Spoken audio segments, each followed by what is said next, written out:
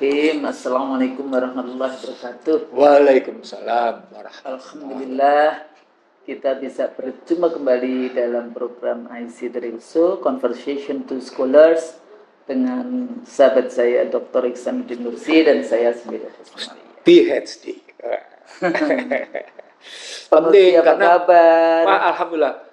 Saya harus nyebutin itu karena memang ada pergeseran feodalisme di Indonesia. Sejak yang namanya pendidikan menjadi sarana untuk mobilitas vertikal, gelar jabatan guru besar menjadi sarana orang untuk menunjukkan bahwa dia adalah orang terdidik. Padahal guru besar enggak, kan jabatan dan itu presiden. Iya. Kumpulkan aja itu nggak tahu dari mana. Jadi ada profesor sebetulnya ini karena ngomongin itu ada yang selalu kita saya gitu ya, ada dua model. Profesi de la voix gitu ya. Jadi Anda memiliki pengetahuan ya, Anda punya pemikiran, Anda khutbahkan pemikiran itu dan Anda punya murid. Itu the real professor. Punya pengikut, punya murid, the real professor. Satunya lagi profesor kum. Itu ya. Kum. Karena nguji sana begitu, nguji. Ya, maksudnya ya pemikiran, kemudian mengkhutbahkan. Saya suka menggunakan mengkhutbahkan pemikiran dibandingkan mendiskusikan gitu, karena pemikiran-pemikiran yang berangkat dari apa namanya kecerdasan akal yang diberi oleh Tuhan kayak gitu kan. Itu kan kemudian dikhutbahkan, kemudian dia punya pengikut. Nah itu yang dari profesor. Cuma sekarang tapi kalau ada orang punya pemikiran, punya pengetahuan, menghutbahkan atau menularkan pemikiran itu ke berbagai kalangan, dan itu rutin dilakukan gitu ya, tapi tidak punya gelar profesor, gimana? Ibnu Khaldun ada profesor. Ibnu Taimiyah ada profesornya, Ibnu Sina ada profesornya, enggak. Aristoteles ada profesornya, enggak. Kalau mau kayak gitu. Artinya that's a label. That's a label. Makanya enggak, obrolan kita awal kayak gitu karena begini. Pergeseran feodal. Kenapa saya bilang pergeseran feodalisme? Dulu feodalisme itu basisnya adalah kerajaan kan? Darah biru kan masuk keturunan bangsawan. Kan gitu kan. Betul. Sekarang orang ngambil pada jalur pendidikan untuk mobilitas vertikal. Dan persoalannya kan kejujuran ini di dalam konteks itu. You have to achieve that process label itu dengan segala apa yang namanya ikhtiar yang dilakukan, belajar, baca. Ya kalau kita baca Al-Alaq 1-5 itu kan, yang kenapa penting kayak gitu ya di dalam konteks itu. Enggak cuma baca aja, kalau pemirsa juga selalu melihat Allah dengan mencatatkan, dengan kalam kayak gitu ya. Dan kalau Anda nanti melakukan itu, Allah akan kasih semua ilmu pengetahuan yang diberikan itu 1-5 di Al-Alaq 1-5. Nah, jadi Bang, itu persoalan tersendiri. Kalau para pemimpin, para pejabatnya melakukan untuk mendapatkan jabatan-jabatan itu, ya bahkan dunia pendidikan pun diperlakukan kayak gitu ya. Sudah sampai di mana sebetulnya? Kan Husnul yang bilang, kalau pendidikan tidak lagi menjadi sarana untuk remedi, menyelesaikan solusi dari semua persoalan, maka rusaklah bangsa itu. Dan itu ternyata rusak dari mulai input, proses, output, outcomes, multiplier efek ganda, semuanya rusak. Gimana tuh? Gimana? Makanya kenapa kita salah satu ikhtiar kita di dalam konteks ini kita punya IC dari conversation jadi percakapan kami berdua ini itu barokah gitu kan ya, mencerdaskan. Ini dalam niatnya adalah mencerdaskan. Semoga ilmu-ilmu yang kita sampaikan itu ilmu yang nafi, ilmu yang bermanfaat. Ya kan, walaupun bahasanya adalah bukan ilmu Al-Quran per se kayak gitu ya, tapi ilmu politik, ilmu ekonomi politik, sosiologi, hukum dan sebagainya. semuanya. Tapi insya Allah dalam rangka untuk membangun masyarakat yang the virtue of politik sendiri adalah keadilan, ya jadi kesejahteraan, kebahagiaan dan sebagainya. Ya kalau politiknya rusak, semuanya jadi rusak. Oh, jadi sumbernya politik ya? Politik. Termasuk politik pendidikan ya? Kan pendidikan kebijakan pendidikan produk dari politik. Hukum pasal-pasal produk dari politik. Kalau politiknya rusak, mau masuk di sana dengan cara tidak halal ya sudah. Multiply efeknya tadi dalam bahasa lain, kekuasaan adalah sumber dari segala sumber kebaikan atau kerusakan ya? Kebaikan atau kerusakan. Anda punya kekuasaan untuk dilakukan kebaikan itu Masya Allah. Kalau adil, Masya Allah. Karena nanti juga kan yang pada saat Yaumil Hisab kan salah satu yang dilindungi oleh Allah itu adalah pemimpin yang adil. Iya.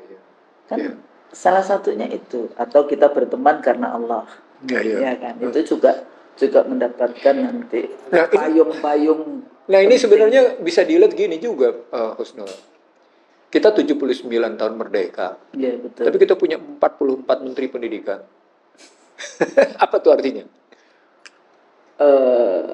Menteri pendidikannya inputnya nggak beres, prosesnya nggak beres, ya outputnya nggak beres. Dan ada ego ya, ego setiap kali Anda menjabat itu ada ego tersendiri untuk mengubah semuanya, tapi bukan mengoreksi, mengevaluasi mana yang perlu diubah dan mana yang tidak. Apalagi terus pendidikan dijauhkan dari agama. Nah, udah. Nah, itu sebetulnya dijauhkannya agama di dalam kehidupan berbangsa dan bernegara. Ya, itulah sebetulnya runtuhnya semua keberkahan sebetulnya di dalam konteks itu ya. Barat sih ada the separation between state and church, pemisahan antara agama dan negara. Gereja. Jadi, agamanya dalam konteks itu gereja, gerakan Protestanisme, sekularisme. Dan akhirnya sekarang kan sekularisme kan sebetulnya gagal. Mau ngomong demokrasi di Eropa, demokrasi di Amerika, human rights. Sebentar. Kenapa pakai sebetulnya? Iya, maksudnya gagal. Sebetulnya dibuang. Memang gagal. Enggak, kadang-kadang ada yang masih menghamba kepada pemikiran. Riset saya menunjukkan bahwa demokrasi ala barat. Riset saya menunjukkan 1 abad mereka gagal. Riset saya. Jadi gagal kok. Jadi harus di. Indikatornya sederhana, Oslo. Saya baru saja baca New York Times, saya baca Washington Post, saya baca media-media mainstream di Amerika sana. Itu betapa risaunya mereka melihat orang-orang yang dalam posisi homelessness. Ya, Amerika itu Masya Allah, kok sampai kayak gitu ya gitu. Sampai mereka. Dan kalau kita naik kereta bawah tanahnya di New York, udah kotor. Artinya kalau apa yang mau dilihat sukses? Sukses mendominasi maksudnya? Ya, enggak, dia terus-menerus melakukan dominasi secara global dengan kita propaganda. Yang salah satunya indoktrinasi dogma itu. Dogma dan indoktrinasi dengan itu. Teori-teori yang kemudian itu tadi dikhutbahkan oleh para intelektual, oleh para akademisi kayak gitu ya, yang pernah di dalam video kita katakan hati-hati untuk tidak menjadi intelektual BO. Betul. Ya kan, kita harus kritis dasarnya apa di dalam konteks mereka. Julian Bender memang mengklasifikasikan itu, Husnul. Intelektual. Antara intelektual pelacur, intelektual tukang. Iya, kalau kayaknya Edward Said juga. Iya. Tapi poinnya sebenarnya pembicaraan kita begini, Husnul. Ketika kita masuk dalam dunia pendidikan, karena memang saya baru saja menyampaikan ke beberapa kalangan dalam diskusi-diskusi tertutup gitu ya. Saya tidak mengerti pemerintahan yang akan datang punya tesa apa memperbaiki model desepsi yang sudah nyaris menjadi bagian dari adat istiadat. Iya. Jadi culture institutionalized. Iya. Mungkin ini berbahaya loh. Bahaya Karena dia akan menjadi internalize kayak gitu. Jadi ketika dia sudah institutionalize, maka setahap lagi dia menjadi internalize. Sesuatu yang sudah melembaga dan kemudian masuk ke dalam posisi internalize, masuk ke dalam struktur. Dan akhirnya kita tidak menganggap itu bukan desepsi. Nah ini kebayang nggak, ini berjalan sudah 10 tahun Husnul. Dan orang baru sadar sekarang dengan model, wah ini penipuan, wah ini penyesatan, wah ini kebohongan, ini penyembunyian, ini penjungkir balikan. Ya, kata kuncinya, iya kemana aja? Bukannya waktu itu sangat mendukung Doro penguasa, Mandoro Bandar. Artinya Anda adalah bagian dari orang-orang yang lahirnya adat istiadat desepsi ini. Iya. Dan itu bahaya. Balik lagi bahwa tadi yang agama itu kan value-nya itu. Bahwa di dalam politik juga dianggapnya politik itu politik kotor, politik itu seperti praktek para politisi baik yang di istana maupun yang di Senayan. Padahal di dalam the virtue of politics itu juga bagaimana membangun masyarakat, bagaimana membangun negara, bagaimana melindungi rakyat yang adil. Nah, sampai di situ berarti kita, kalau kita boleh ngomong, sebenarnya apa skala prioritas pemerintahan yang akan datang? Soal makan siang gratis, susu gratis, pertumbuhan ekonomi tinggi, masuk ke dalam wacana soal global climate change, ikut-ikutan, masuk ke dalam posisi renewable energy, masuk ke persoalan penurunan emisi gas rumah kaca, emisi karbon, atau kita memperbaiki etika moral, yang berarti kita memperbaiki pendidikan. Ini skala prioritas apa nih kita ambil? Dulu zaman Orde Baru, kita selalu mengenal prioritas pembangunan. Kita mengenal prioritasnya ini. Dari prioritas ini kemudian masing-masing dijabarkan tiap prioritas gitu ya. Lalu kemudian punya sub dan seterusnya gitu. Tapi sejak yang namanya Undang-Undang Dasar 2002 kokoh ditegakkan, prioritas itu muncul karena subjektivitas presiden yang dituangkan ke dalam RPJMN dari hasil kampanye mereka. Artinya kemauan presiden, subjektivitas presiden. Tapi sejauh mana sebetulnya siapapun itu, ya RPJMN pun itu kan tidak boleh bertentangan dengan konstitusi. Artinya RPJMN itu mestinya tunduk dengan konstitusi. Turunan dari konstitusi. Betul, gitu. Penerjemahannya. Walaupun mereka bilang, iya ini sudah turunan dari RPJP, Rencana Pembangunan Jangka Panjang Nasional, gitu ya. Saya nggak melihat itu, gitu. Apa indikatornya? Sederhana, ketika Anda menghasilkan seperti sekarang, desepsi sebagai sebuah adat istiadat. Saya ulang ya, desepsi sebagai sebuah adat istiadat. Customize. Ada problem besar berarti pada pendidikan. Ada problem besar pada perilaku pemimpin politik yang memberi contoh-contoh. Sorry itu sih harus dibilang buruk. Iya, teladan-teladan, contoh teladan yang tidak buruk, tidak elok. Jadi buruk. Apakah ini akan dilanjutkan? Itulah pertanyaannya. Apakah itu tantangan bagi itu pertanyaannya Bang Nursi waktu itu kan bagaimana setelah tadi ya input, kan biasanya kita selalu bicara garbage in, garbage out. Tapi kita masih mengharapkan ada black box. Dalam teori sistemnya David Easton itu kan ada black box.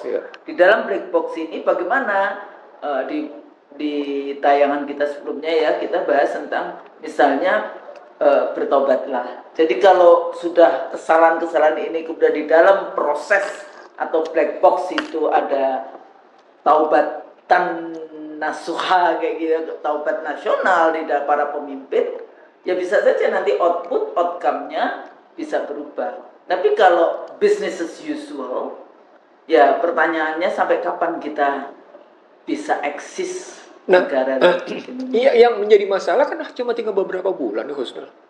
Hitungannya. Iya. September, Oktober tanggal 20. Iya. Hitungannya kan cuma kalau Senayan tanggal 1. Hitungannya cuma beberapa. It's too short gitu, terlalu pendek gitu loh ya. 2.5 months. Maka pertanyaannya 100 harinya ngapain? Nah, ketika masuk ke dalam 100 hari, ketika kita menyaksikan problemnya negara dan ini problem sistemik terstruktur. Masif. Iya pasti ada problemnya kayak gitu. Maka pertanyaan besarnya, 100 hari itu Anda memprioritaskan apa? Gitu. Revolusi apa yang dilakukan? Nggak bisa cuma sekedar business as usual. Sebagai satu gerakan apa yang akan dipimpin untuk mengembalikan marwah kayak gitu ya, dari dignity dari bangsa dan negara ini. Leadership kata kunci. Leadership. Dan leadership itu berarti ada dua. Leadership partai politik, leadership negara yang adanya dalam partai politik, dan leadership birokrasi. Karena ini akan mengarahkan masyarakat. Dua-dua ini kerjasama akan mengarahkan masyarakat. Kalau ini mampu diperbaiki, baik leadership di partai politik dan pemerintahan, berpengaruh ke dalam leadership birokrasi, 100 hari itu akan berhasil positif. Jadi kalau saya akan, tapi Hinol kan bilangnya begini. Tapi kan itu pendidikan itu jangka panjang. No.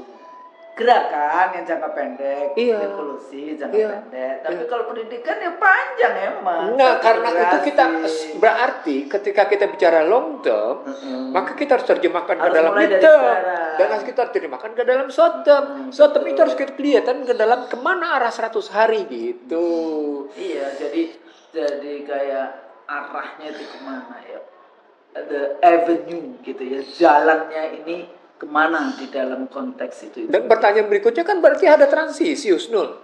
Transisi 10 tahun di bawah Joko Widodo dan pemerintahan yang akan datang. Apa yang ditransisikan? Apa yang ditransformasikan? Nah, mungkin gitu. salah satunya IKN nih. Jadi kalau kita lihat dalam konteks ibu kota ini ya, Bang, kita ambil satu lah di dalam konteks ibu kota. Tapi seru juga sih Kalimantan, ibu kotanya diambil Kalimantan. Ternyata yang Muhammadiyah dapat tambang itu juga di Kalimantan Selatan. Padahal Kalimantan sendiri kalau dilihat ya, pemirsa buka di internet gambar Kalimantan dari tahun 1950 sampai 2020 ya. Jadi sampai yang sekarang di dalam konteks itu Kalimantan, pulau yang dulu menjadi pulau terbesar, salah satu pulau terbesar di dunia, menjadi paru-paru dunia karena rainforestnya, tapi kemudian dihabisi seperti itu. Air saja juga susah di sana karena sudah dirusak dengan penambangan batu bara, dan yang diberikan kepada ormas Islam ini batu bara, ormas-ormas agama ini batu bara, ya, bukan nikel, bukan emas, bukan minyak, bukan gas. Sebetulnya kalau kita mau alternatif pembangunan sumber daya alam yang tadi bicara tentang depletion non renewable energy, ini yang renewable energy ya, bio something, biothermal, ada angin, ada matahari, ada macam-macam yang bisa dikembangkan dalam konteks itu. Tapi kenapa mereka malas berpikir? Nah, jadi IKN itu salah satu isunya juga nggak ada air. Airnya itu diambil dari nanti Kalimantan Tengah. Katanya udah tinggal sedikit di sana, makanya waktu itu ada MOU antara Gubernur Kalimantan Timur dengan Gubernur Kalimantan Tengah untuk isu air. Nah, tapi bukan secara politik, ini kawan-kawan yang ahli di sumber daya alam, lingkungan hidup, kan mereka juga sudah mengkritisi. Nah, cuma persoalannya bagaimana sebetulnya tadi ya, kalau kita bicara konsisten, katanya mau pindahnya kapan, sekarang perdebatan karena pemerintah baru ya, PS. Yang pasti kita tidak punya ibu kota sekarang. Iya, sudah nggak ada, karena ada undang-undang baru. Iya, dan nggak ada ibu kota. IKN belum bisa digunakan, Jakarta bukan lagi ibu kota. Nah, artinya Indonesia nggak punya ibu kota. Dan karena urusan ibu kota ini bukan urusan APBN yang kalau nggak ada undang-undang APBN baru maka menggunakan undang-undang APBN yang lama setahun sebelumnya. Lah kalau IKN nggak ya? Enggak. Jadi benar-benar nggak ada. Nggak ada. Oh, itu makanya saya bilang transisi. Jadi bertanggung jawab nggak sih? Makanya saya bilang begini loh, format berpikirnya menjadi 3, Husnul. Apa yang kita transisikan? Ya, apa yang ditransisikan? Apa yang ditransformasikan? Ya. Berbeda loh, Husnul. Ya, antara transisi sama yang ditransformasikan. Gitu kan? Gitu kan posisinya. Lalu yang ketiga, apa yang kita bikin baru dalam kerangka itu gitu. Nah, tadi kita bilang kita sudah jadi identifikasi masalah kita tadi sudah 3, Husnul. Pertama, feodalisme bidang pendidikan. Lalu masuk ke dalam dunia pendidikan yang sudah nir etika, nir moral. Lalu kemudian masuk ke dalam posisi bagaimana bangsa ini mau melangkah ke depan, tapi tanpa kejelasan mau kemana. Ini 3 masalah kita hadapi. Ikrok sih. Nggak ikrok konstitusinya. Ikrok bismi. Jadi dari 3 masalah itu gitu ya Husnul ya. Feodalisme pendidikan, digeser dari feodalisme tahta menjadi feodalisme pendidikan. Lalu kemudian tadi pendidikan tanpa etika, pendidikan tanpa moral, kerusakan di situ, lalu ketidakjelasan arah bangsa pada saat yang sama tanpa ibu kota. Maka pertanyaan besarnya 100 harinya mau kemana? Gitu. 100 harinya mau kemana? Itu timnya lagi sibuk bagi-bagi. Menarik Husnul. Sebenarnya pengumuman 24 April 2024 tentang siapa presiden terpilih yang kemudian bergeser disiapkan ke dalam pelantikan 20 Oktober, itu kan butuh Mei, Juni, Juli, Agustus, September, Oktober. 6 bulan, Husnul. 6 bulan lah. 6 bulan itu cukup dong. Cukup untuk dong. melakukan Jadi apa? dia tidak dihadapkan kayak dulu zamannya KPU 2004. Itu kita putuskan itu 20. Pokoknya 2 minggu sebelum, karena terakhir putaran kedua itu 20 September. Ya, putaran 2 tanggalnya. Maka 3 minggu kemudian, cuma seminggu sebelum 20 Oktober. Kerasa gerusu ya? Enggak, artinya they have sometimes not dengan 6 bulan. Beda. Gitu. Itu artinya, maka pertanyaannya sebenarnya apa yang Anda transisikan? Kan nggak ada. Kecuali cuma sekedar pemerintahan. Ibu Keuangan, Menteri Keuangan. That's why orang sekarang sibuk dengan nilai tukar membaik, rupiah kembali menjangkau 15.900. Saya jawab sudah sederhana. Anak kecil juga bisa kalau basisnya utang. karena dia mencairkan surat utang. Maka terjadi penguatan nilai tukar. Cadangan devisa naik lagi langsung. Tapi karena utang. Iya, 145 miliar US dollar. Kalau kayak gitu sih, nggak usah Anda bergelar profesor, doktor. Anda nggak usah sekolah di sana, nggak usah. Sekolah aja di bawah pohon. Orang di bawah pohon juga ngerti. Gue kurang nih. Paling gampang apa ini? Gue ngutang supaya tambah nih dompet supaya tambah dompet gue. Kenapa? Gue masih punya cadangan emas, gue masih punya emas. Orang percaya sama gue kok. Gue masih punya emas, gue masih punya nikel, gue masih punya. Biar gampang nih, ngutang. Isi dompet selesai. Padahal emas, nikel itu emang untuk lo. Enggak, artinya saya ingin mengatakan nggak usah sekolah kalau soal begitu gitu. Ya, betul. Artinya yang saya mau bilang di dalam sini, Anda ternyata mentransformasikan hutang, tapi bukan mentransisikan hutang. Itu bedanya. Yeah. Anda mentransformasikan hutang yang tadinya 8.384,4 triliun menjadi bertambah karena Anda dalam rangka memperbaiki rupiah. Kira-kira pertanyaan berikutnya, ini stabilnya sebentar, lama, atau kembali lagi naik? Sorry, pertanyaan usil nih. Iya. Pertanyaan usil nih. Enggak, persoalannya tergantung kepada kebijakan berikutnya. Dia aware nggak dengan itu, atau nanti menumpuk utang lagi. Jadi continuity, ya, utang berkesinambungan. Kalau saya nggak jawabnya, pasti melemah lagi. Karena data saya 60 tahun yang pernah kita tampilkan di IC Show, rupiah terus ambruk selama 60 tahun. Dari tahun 64 hingga hari ini, apalagi sejak yang namanya reformasi. Keambrukannya lebih parah dibanding 64 ke 97. Tapi sejak 97 hingga hari ini keambrukannya, terpukulnya. Disitulah muncul tesa saya. Itu dulu yang sering kali kita sebut sebagai mafia Berkeley. Iya. Yang awal-awal Orde Baru. Yang outputnya menjadi fundamental makroekonomi Indonesia rapuh. Karena sebetulnya balik lagi ideologinya liberalisme dan neoliberalisme. Artinya tadi ketika saya tanya berapa lama lu bisa memposisikan stabilkan rupiah kayak dengan harga segitu? Ya, iya sih. Kan pernah saya masuk ke dalam tes khusus. Jika kita terus-menerus tidak normal, maka yang tidak normal secara terus-menerus ini disebut sebagai abnormal kan? Yang abnormal berterus-terus terjadi, yang normal dong jadinya. Artinya rapuh. Dengan begitu rupiah akan jatuh lagi. Nah, itu artinya apa yang dipukul Ustaz? Percaya diri Anda. Ketika percaya diri Anda, harkat martabat Anda dipukul terus-menerus kayak gitu, Anda kokoh nggak? Sebagai bangsa ya. Enggak kokoh, rapuh. Berarti. Tapi do they really understand? Apakah mereka betul-betul itu ngerti? Kan mereka harusnya mengerti dengan yang itu. Atau sudah yang seringkali kalau Anda sudah, ya kalau di dalam konteks bahasan kolbu gitu ya. Kalau dia sudah melakukan dosa, itu kan titik-titik maksiat, titik-titik tertutup semuanya. Sehingga sudah tidak bisa melihat kebenaran, mendengar ya sumum pukmun umyum fahum lah ya, kilun lah ya, arjiun yang kayak gitu-gitu. Bisa juga seperti itu.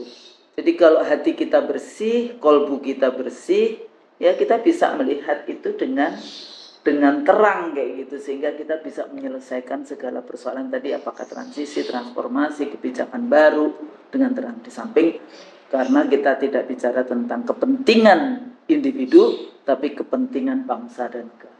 Kalau kayak gitu kan enak sebetulnya. Nanti mati semua kan, presiden juga mati, anggota DPR juga mati, kita juga mati. Nggak dibawa semua kan itu. Nah, jadi balik lagi, sejauh mana para aktor yang berada di dalam kekuasaan itu, terutama di bidang ekonominya, itu sebetulnya terus-menerus membangun diskursus, membangun pemikiran-pemikiran dan solusi-solusi ya, untuk menyelesaikan masalah ekonomi bangsa ini. Kalau saya ngambilnya begini Mas Nur. Salah satu contoh begini. Apakah Joko Widodo kita bilang sukses mengatasi COVID? Enggak tuh. Kenapa enggak indikatornya? Gampang Mas Nur. Dia menempatkan manfaat besar-besaran dari bunga 0% dari BI. Sehingga pertumbuhan ekonominya tetap kayak gitu. Tapi dampak setelah itu kelihatan bisa bertahan. Kelas menengah turun. Dari 60 juta sekarang tinggal 52 juta. PHK juga di mana-mana. PHK di mana-mana. Anda boleh bilang enggak tuh bagus kok, pengangguran enggak, kemiskinan juga angka mereka bilang baik. Tapi pada saat yang sama Anda tidak bisa meyakinkan bahwa namanya daya beli bertahan. Anda nggak bisa. Ternyata daya beli menurun kok. Artinya begini saya mau bilang, itu kan tidak mungkin ditransformasikan oleh pemerintahan yang akan datang.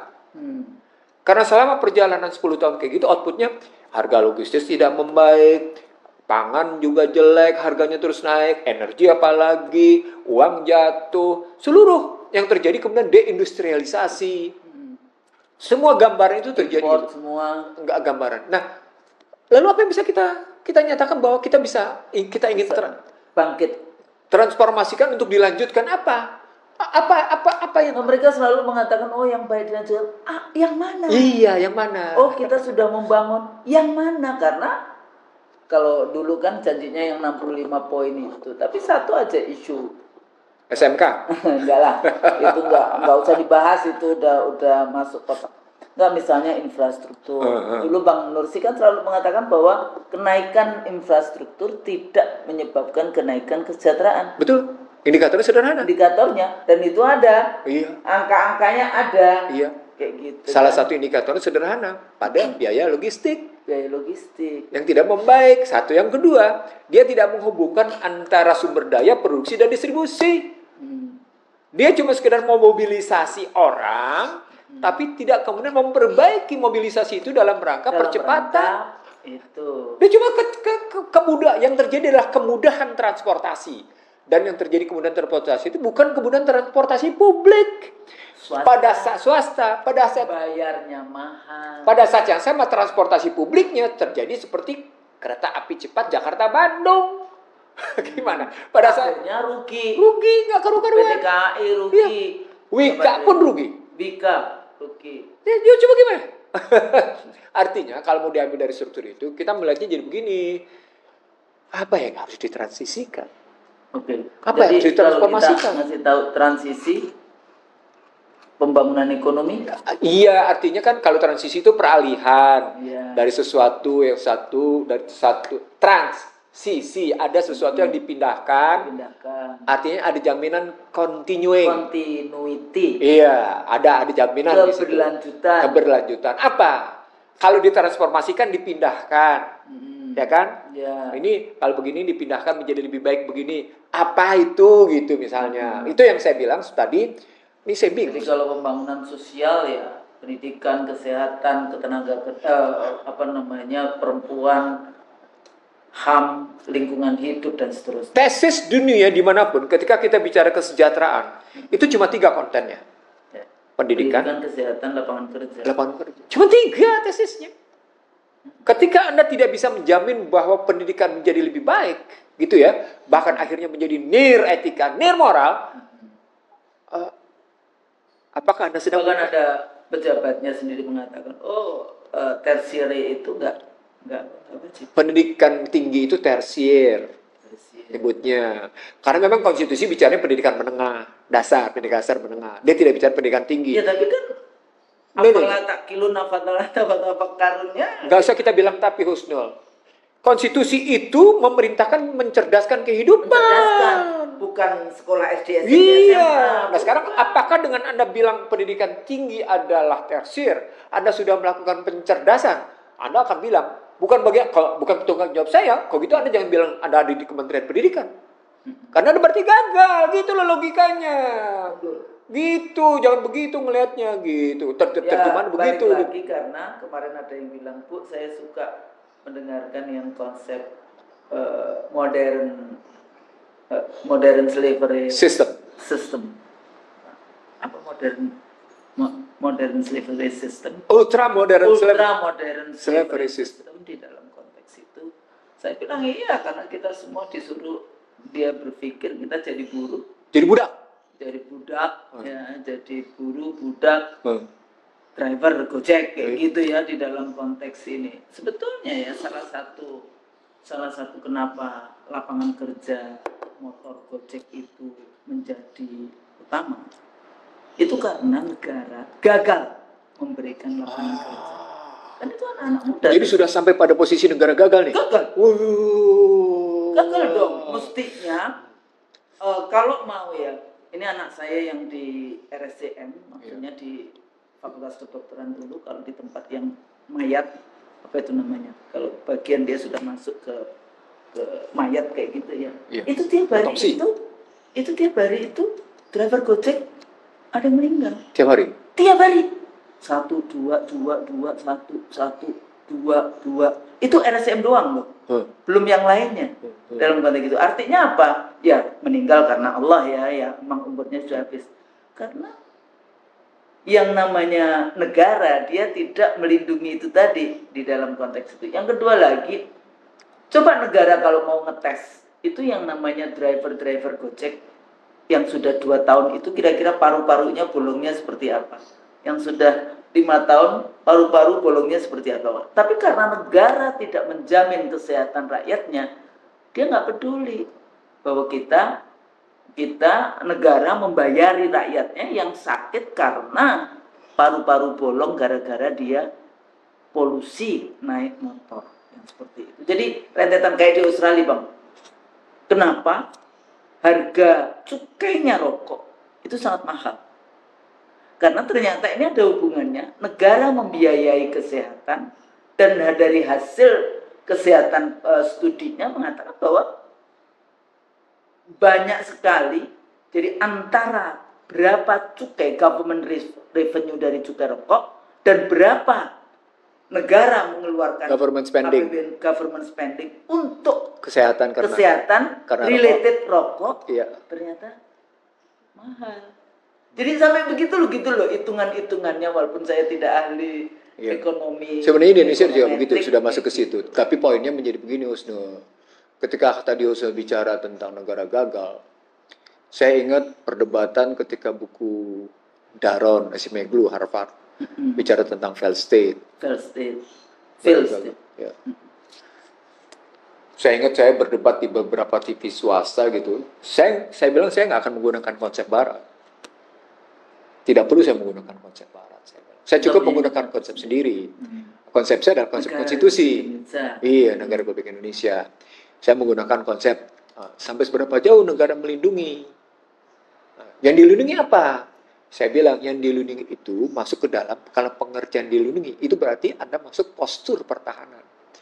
Postur pertahanan pendidikan, postur pertahanan ekonomi, postur pertahanan hukum, postur pertahanan sosial, postur pertahanan budaya, postur pertahanan politik, postur pertahanan keamanan, postur pertahanan lingkungan, pangan, dan seterusnya, ekonomi tadi. Ya, ekonomi, ya. Postur pertahanan ekonomi dan industri pertahanan, semuanya ada di situ gitu. Nah, itu pengertian dilindungi. Loh, berarti negara, berarti Anda tidak, perdebatannya menjadi, berarti Anda tidak ikut masuk dalam free market mechanism. Saya tanya balik, free market mechanism itu apa? Apa Amerika, saat itu aja saya sudah bertanya, apa Amerika itu tidak melindungi pasarnya? Mereka menggunakan free market, tapi mereka sangat melindungi. Ini apa namanya? Mereka menggunakan pasal-pasal juga. Apa itu yang Food and Drug? Iya, FDA-nya. Iya, Food and Drug Administration. Salah satu contohnya paling sekarang, yang sekarang itu paling nyata adalah bagaimana keluar aturan baru dari Joe Biden yang meminta negara Malaysia, Korea Selatan, Singapura, dan Amerika sendiri untuk tidak mengekspor high bandwidth memory 3. Ini satu chip untuk pengembangan ChatGPT AI.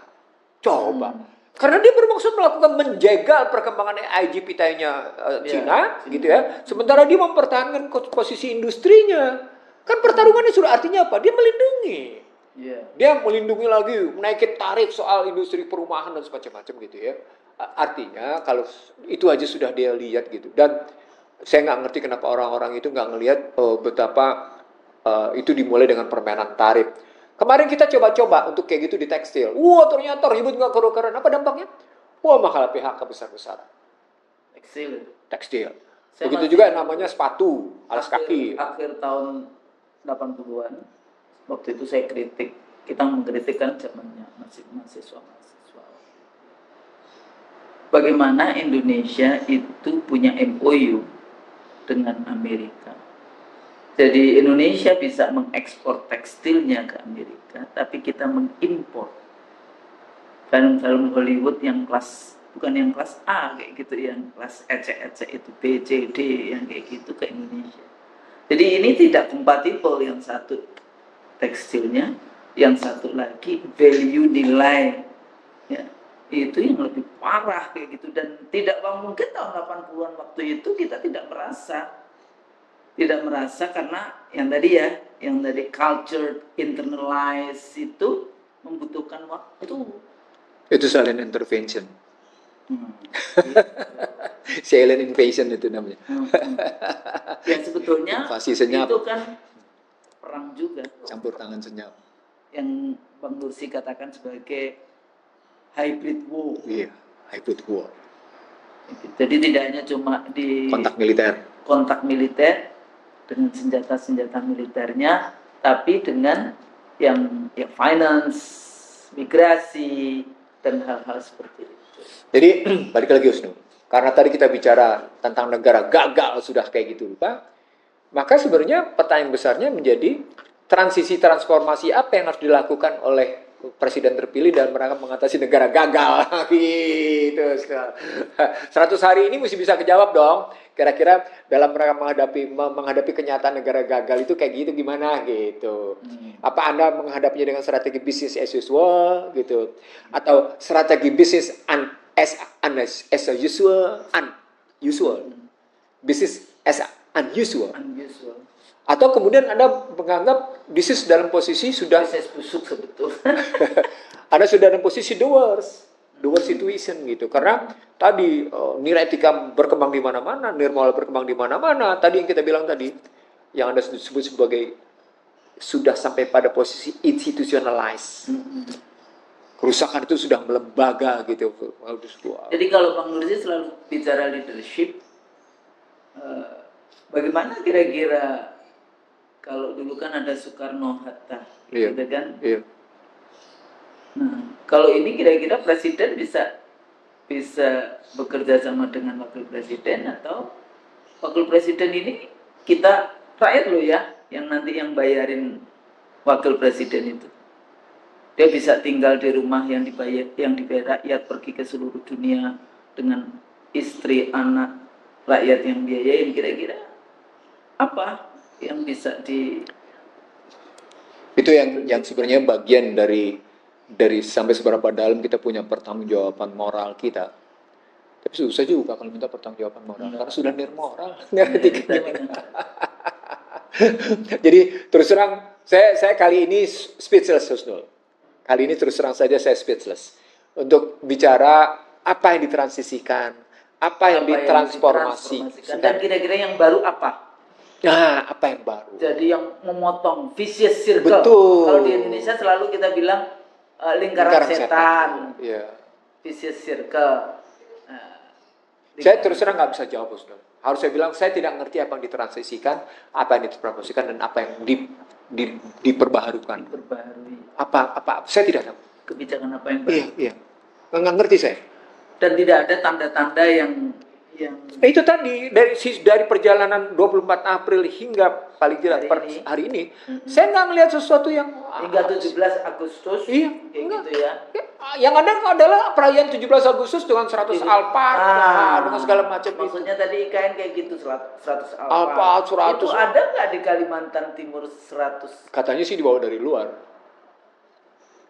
Dibawa dari luar Jakarta. Alphard. Iya, namanya ya nggak tahu karena itu termasuk mobil mewah.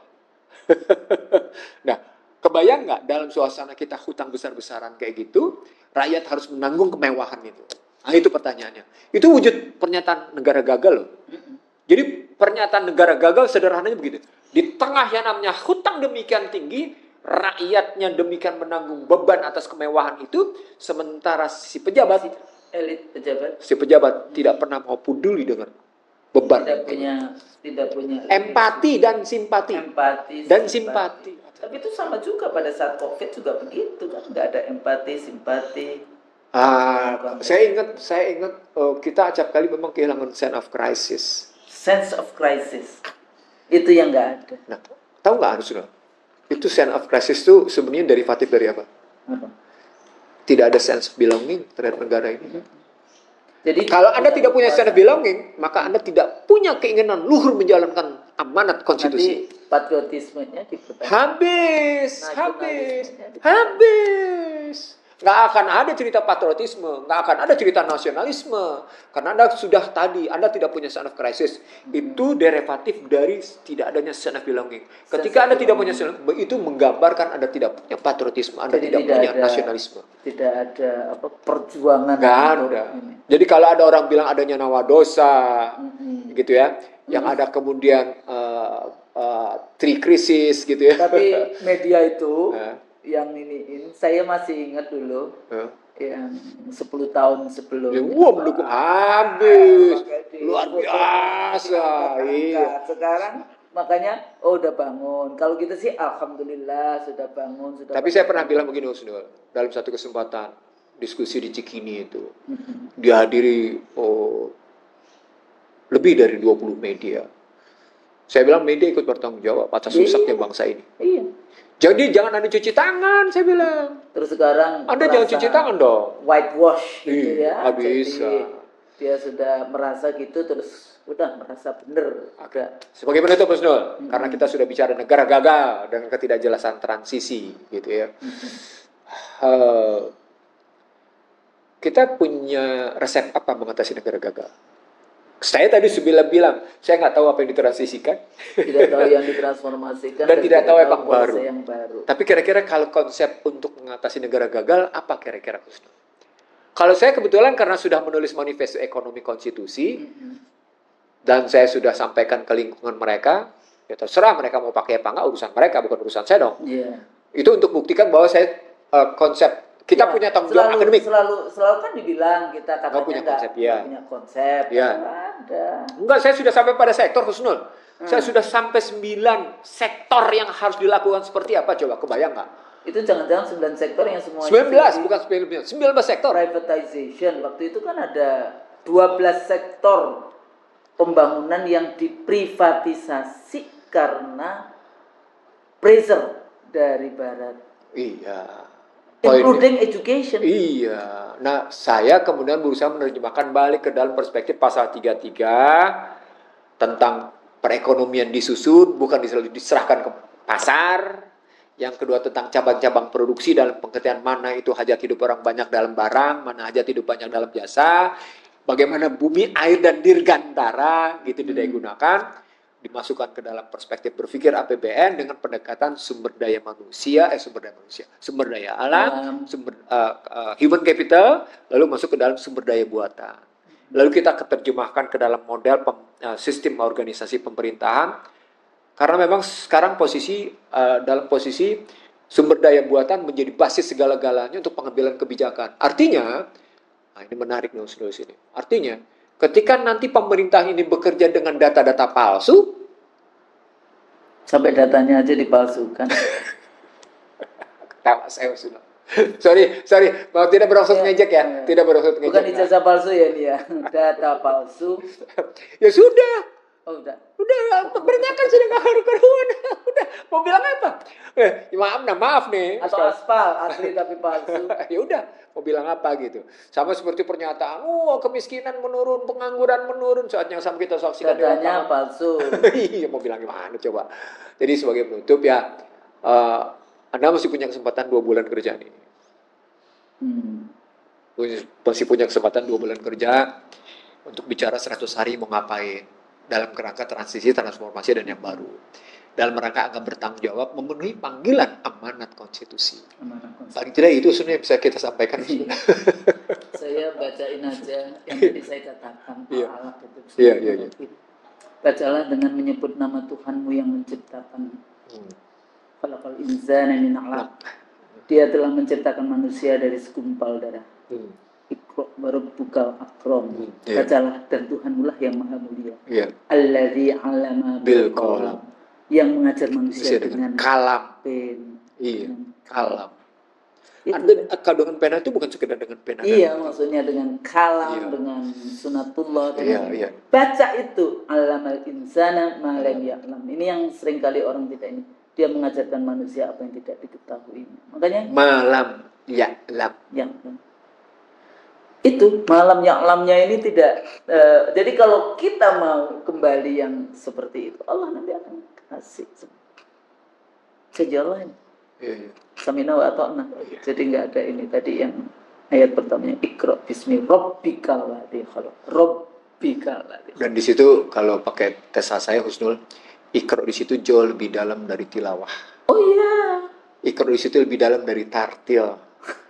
Iqra di situ lebih dalam dari lebih dalam tauhid. Itu ceritanya. Amal soleh enggak. Saya paling tidak ini mengingatkan kalau kemudian nanti para pejabat itu ya bacalah loh apa yang Anda sekarang berkuasa. Kalau Anda tidak membaca amanah yang diberikan oleh Allah, kira-kira nanti seperti apa? Tidak hanya cuma di dunia, nanti juga di akhirat nanti. Saya pikir itu. Jadi urusan apa namanya Alphard yang ada di IKN, air. Nanti kan juga tidak cuma Alphard aja kan, nanti di sana makannya dan sebagainya itu pasti kayak kemarin artis-artis dibawa semut kayak gitu. Apa? Itu kan cuma fashion kayak gitu. Desepsi itu, Ustaz. Ya desepsi ya. Desepsi itu. Ngabisin uang negara saja, uang negara saja. Ya. Hanya untuk apa? Hanya untuk jargon propaganda. Ya sepertinya bagus tapi intinya substansinya tidak. Tapi mudah-mudahan apa yang kita sampaikan conversation seperti ini banyak dilakukan ya teman-teman masyarakat, scholars dari Aceh sampai Papua ya dengan conversation ini maka kita bisa terus-menerus mengasah kalbu, mengasah pikiran kita, otak kita supaya kita bisa menjadi negara yang baldatun thayyibatun warabun ghafur. Amin ya rabbal alamin. Salah kami mohon maaf. Assalamualaikum warahmatullahi wabarakatuh. Waalaikumsalam warahmatullahi wabarakatuh.